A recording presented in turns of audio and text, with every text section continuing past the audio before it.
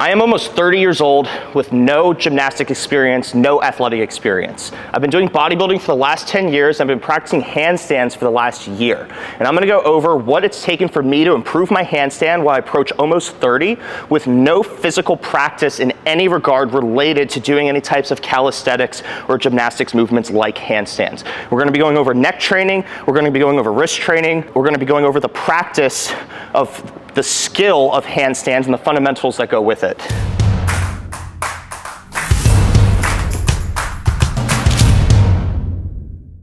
So one of the elements that contributed to improving my handstand a lot is doing eccentric loading for cervical extension. So a component of handstands that kind of gets overlooked when most people are training their handstands is the fact that when you're upside down, you're looking up this entire time. And so what we're gonna be training is the cervical flexors in the lengthened position to eccentrically load to extension so that we can kind of better prepare ourselves to be in that position when we're training upside down. Using a neck harness like this is not necessary, but if you're able to exceed like a 2-minute set duration on some of these exercises, then I would totally encourage you to use a neck harness so that you can more effectively load the tissue that we're trying to train. So again, we're doing eccentric loading here. I have 15 pounds here because I've worked at this for several months now.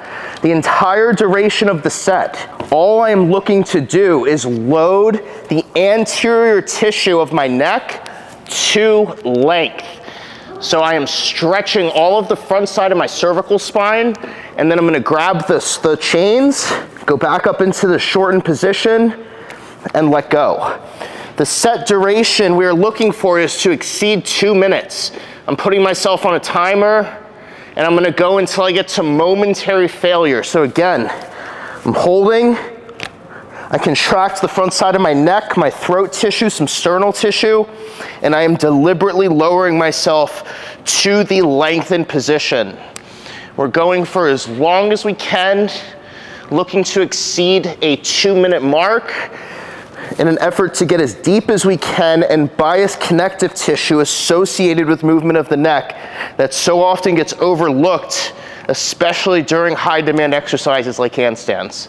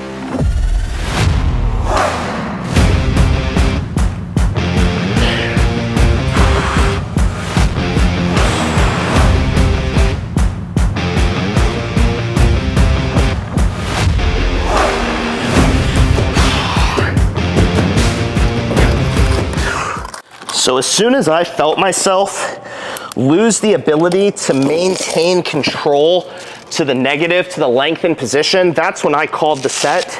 Neck training isn't something that I would take too far beyond failure. We call it momentary failure.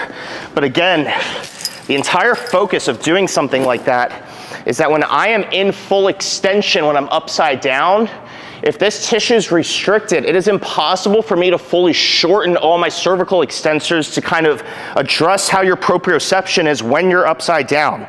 I've worked up to adding additional load, but again, the neck harness is not necessary. You can do it with just the weight of your own head, especially if you're just starting out, but you would grab your own head, pull yourself back up, feel the front side contract, and then resist as you go to length. So we're eccentric loading the neck to prime that tissue before we move into working connecting our wrists and other accessory parts to the handstand. So following up our neck stuff, another crucial component to the handstand that's no secret is how well do your wrists work. Having a lack of wrist extension is going to make it impossible for you to properly stack your joints when you're upside down. We're going to be doing a combination of eccentric loading for wrist flexion and extension. If you get pinching and wrist extension on the top side of your wrist when you're fully extended, you need to lengthen that tissue through wrist flexion. So every time we're training our wrists for handstands or to improve wrist extension, we always begin with loading wrist flexion to create space, and then we move into that space. So what we're going to be doing is eccentric loading with our body weight, and all we're going to be doing is creating tension isometrically and then moving through that space. Again, like with most of our internal training drills, we do these for over 2 minutes to get as deep as we can. And I have myself in flexion, my wrists or my elbows are straight, my shoulders are externally rotated. I'm pushing the back of my hand down into the ground, and I'm slowly leaning backwards without letting my elbows bend while still applying downward force through my fingers. We're at the 1 minute mark, and we're gonna be going for at least another minute here of continuous tension. Reset and go for repetitions.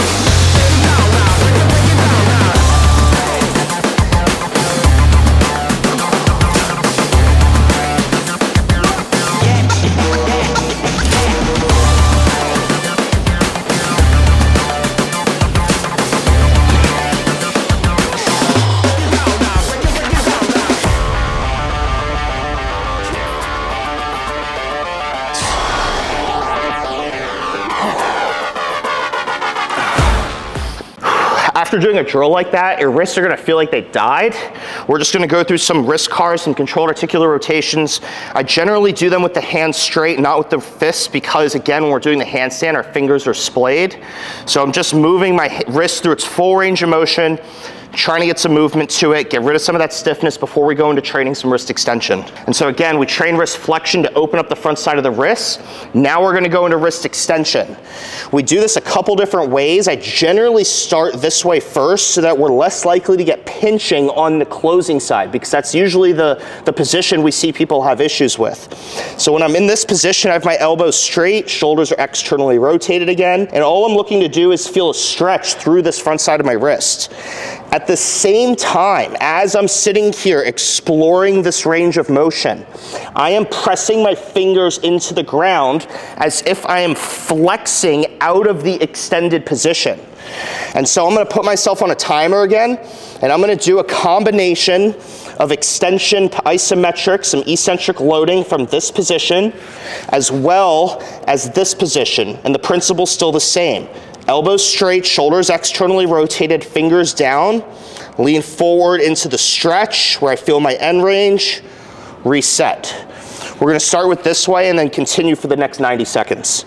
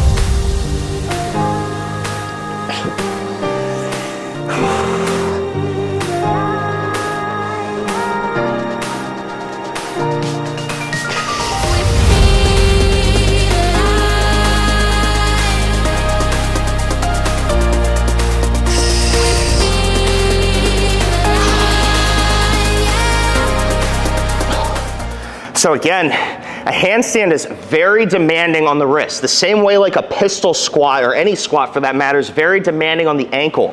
The same way that we want a knee over toe position for dorsiflexion when we're squatting, we need wrist extension to the same degree when we're doing handstands. If you do not have optimal wrist extension or are weak in that position, it is going to be an uphill battle and you'll never have optimal stacking over your elbow and your shoulder. And so you're always going to have a lopsided handstand or the inability to hold one altogether. So after training our neck, training our wrist, crucial components of the handstand that tend to get overlooked, now we're just going to spend time upside down. That's kind of another overlooked thing where people just throw up handstands and butcher them and they have no technique behind it. We're going to go against the wall and focus on a nose to wall handstand where that you are fully stacked. That's going to carry over the most to a freestanding handstand. So again, what we're going to do is face the wall and walk ourselves up. And I want to be so close with my toes pointing that my nose is touching the wall and I'm pushing myself away. We're going to do one round here until we feel like our mechanics are beginning to break down.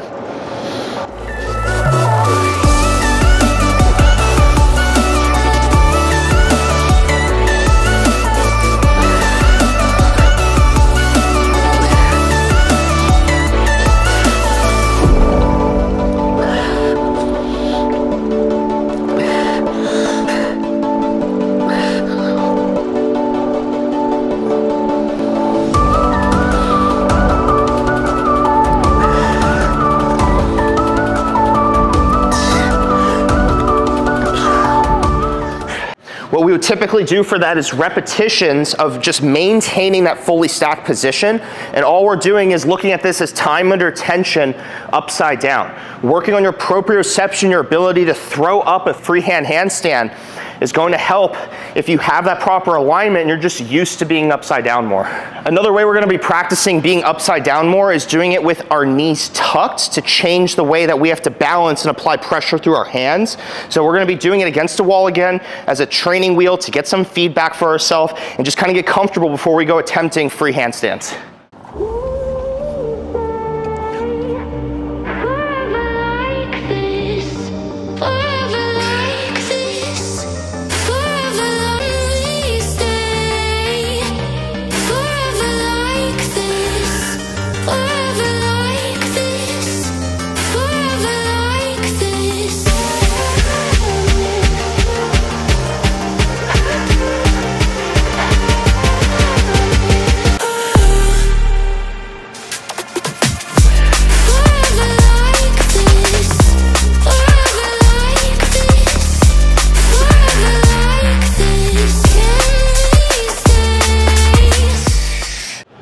So again, we're just trying to spend more time upside down. Doing several sets of different variations against a wall is going to adjust how you feel upside down, your proprioception. The more time we spend upside down, the easier it is to be upside down. I know it sounds like common sense, but when people are practicing handstands, they're throwing up handstands with poor technique, and they're never getting better at the handstand. Their fundamentals never improved. Doing drills like that and variations of those is a very good way to practice the skill of different fundamentals in different environments to help when we do it without the support. We did a whole bunch of neck work, we did a whole bunch of wrist work, we practiced the skill of against a wall, being upside down, and changing the dynamic and how we feel upside down, our proprioception. Now we're gonna put all those pieces together and actually practice the handstand.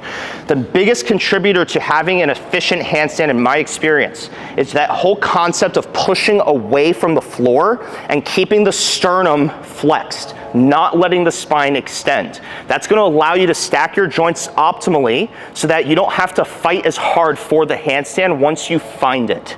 So again, we're just going to be practicing with those fundamentals. Some days are better than others, and we're just practicing the skill until we feel our mechanics breaking down. Once we feel our mechanics break down, we stop, we take a break, we do another set.